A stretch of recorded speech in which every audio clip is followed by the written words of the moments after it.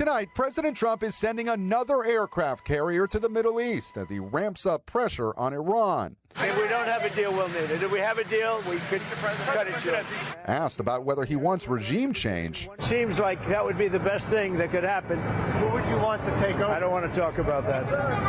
There are people. Still, the president looking to keep negotiating with Iran over its nuclear program. I think they'll be successful, and if they're not, it's going to be a bad day for Iran. Very bad.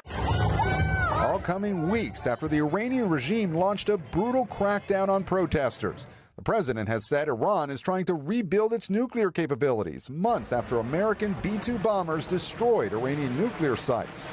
Two U.S. officials familiar with the decision to send the USS Gerald Ford to the Middle East tell NBC News the aircraft carrier will now leave the Caribbean, where it had been sent in October, ahead of that stunning raid to capture Venezuela's authoritarian leader, Nicolas Maduro.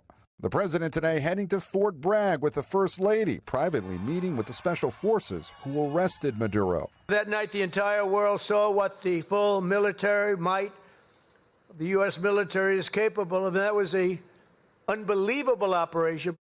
Gabe joins us live from the White House. And Gabe, in another headline tonight, the president is touting some positive news on the cost of living.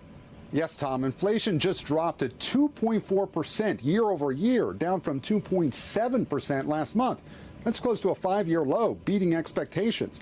Among the biggest price drops, the cost of gas and used cars. Tom? We thank you for watching, and remember, stay updated on breaking news and top stories on the NBC News app or watch live on our YouTube channel.